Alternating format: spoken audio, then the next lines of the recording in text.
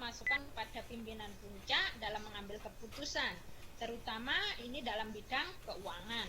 Nah, si manajer keuangan juga bertanggung jawab terhadap pembayaran tagihan pada perusahaan. Juga bertanggung jawab mengelola kas. Next, Kak.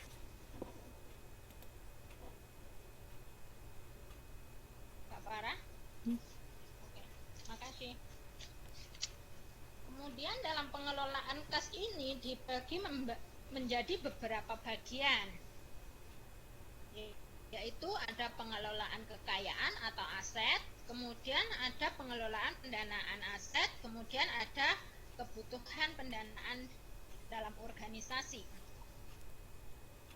Nah, di sini pengelolaan kekayaan atau aset itu dibagi menjadi dua, yaitu aset jangka panjang dan aset jangka pendek. Oh, itu kebalik, Kak. Harusnya yang gedung itu masuknya ke aset jangka panjang. Oke. Nah, aset jangka panjang itu terdiri dari gedung, peralatan, kendaraan, mesin, tanah, dan lain-lain. Sedangkan aset jangka pendek atau aktiva tetap, aktiva lancar, yaitu ada kas, piutang, dan persediaan. Nah, kemudian pengelolaan pendanaan aset. Nah, pengelolaan pendanaan aset ini terdiri dari 3 macam, yaitu ada pinjaman jangka pendek. Pinjaman jangka pendek ini dia memiliki jangka waktu yang kurang dari 1 tahun ya. Kemudian ada pinjaman jangka panjang. Kemudian ada modal investasi.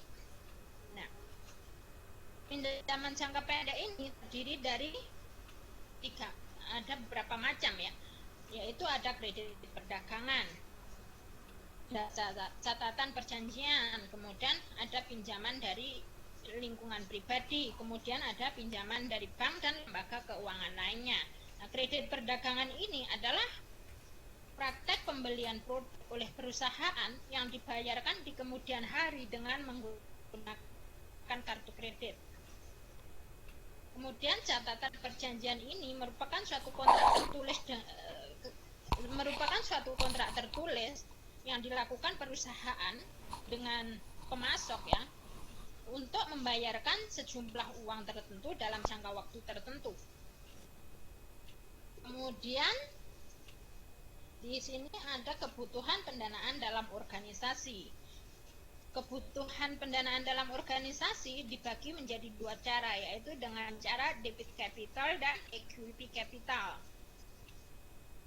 Nah, debit capital ini adalah pendanaan yang didapat dengan cara meminjam dana dari bank atau keuangan lainnya. Sedangkan equity capital adalah pendanaan yang diperoleh dari pemilik perusahaan.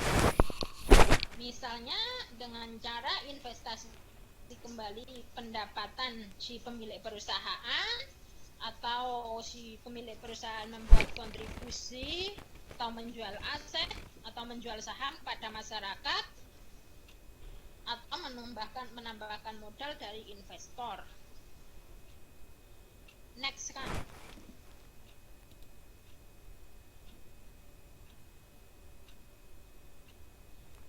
Kemudian untuk memenuhi kebutuhan dan pinjaman jangka panjang itu, si perusahaan dapat memenuhinya dengan pendanaan utang dan pendanaan modal. Nah, dari pendanaan utang itu diperoleh dengan cara meminjam uang dari lembaga keuangan yang memberikan pinjaman kepada perusahaan. Nah, sedangkan pendanaan modal ini diperoleh dengan cara menjual kepemilikan perusahaan dalam bentuk saham ya.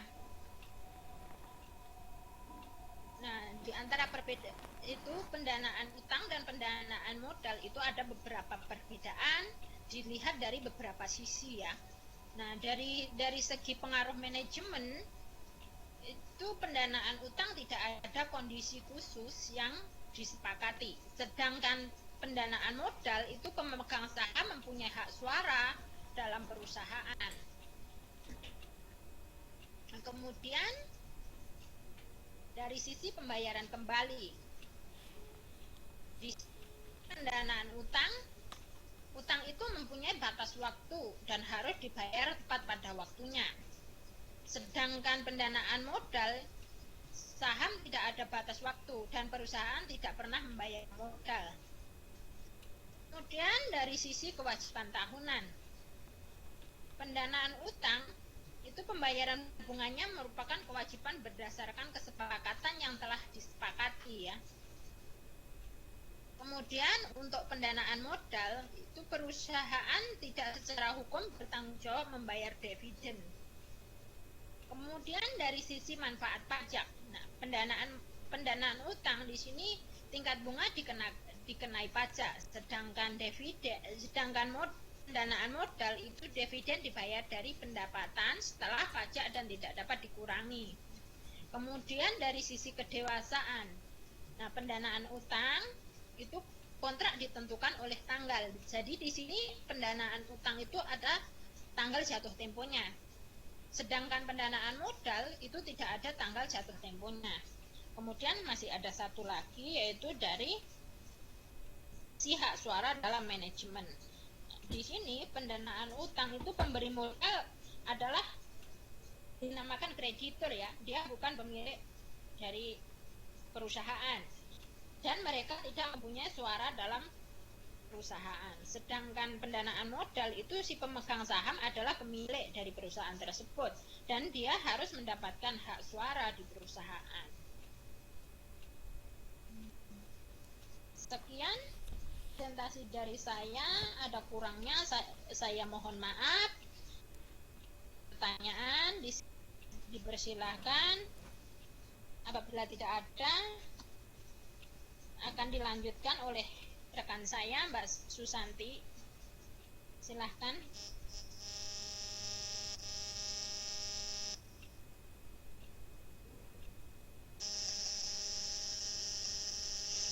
Oke, apa dengar suara saya? Oke, terima kasih Mbak Sumartin atas waktunya. Selanjutnya saya akan mempresentasikan tentang akuntansi dan laporan keuangan. Pengelolaan keuangan perusahaan meliputi pengelolaan aktiva dan kewajiban atau utang lancar. Dan selanjutnya pengelolaan aktiva pengelolaan kewajiban atau utang jangka panjang, pengelolaan modal pemilik. Elemen yang paling penting dalam pengelolaan keuangan adalah pengelolaan aliran kas secara efektif. Akuntansi adalah pelaporan, pengklasifikasian, perangkuman, dan interpretasi kegiatan dan transaksi keuangan untuk memberikan laporan kepada manajemen dan pihak-pihak lain yang terkait dengan informasi tersebut untuk membuat keputusan yang paling tepat. Proses penyusunan akuntansi atau penyusunan laporan keuangan meliputi tiga aspek, yaitu input, pemasukan, dan output atau laporan keuangan. Untuk input meliputi dokumentasi akuntansi. Dokumentasi akuntansi meliputi dokumen penjualan, dokumen pembelian, dokumen pengiriman, laporan gaji atau upah, laporan bank, laporan pengiriman, dan laporan lain-lain. Untuk pemrosesan, yaitu data masuk ke dalam jurnal pelaporan, lalu jurnal ditransfer ke dalam buku besar, klarifikasi, lalu semua laporan dirangkum.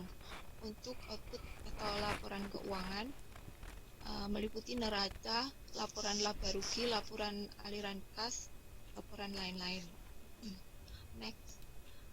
Next slide selanjutnya, tujuan akuntansi dalam mengevaluasi kondisi keuangan dan kinerja perusahaan sehingga perusahaan dapat membuat keputusan dan diinformasikan dengan baik. Laporan yang baik juga dapat membantu membuat keputusan bagi pemasok, pemilik, kreditur, investor, dan pemerintah. Beberapa profesi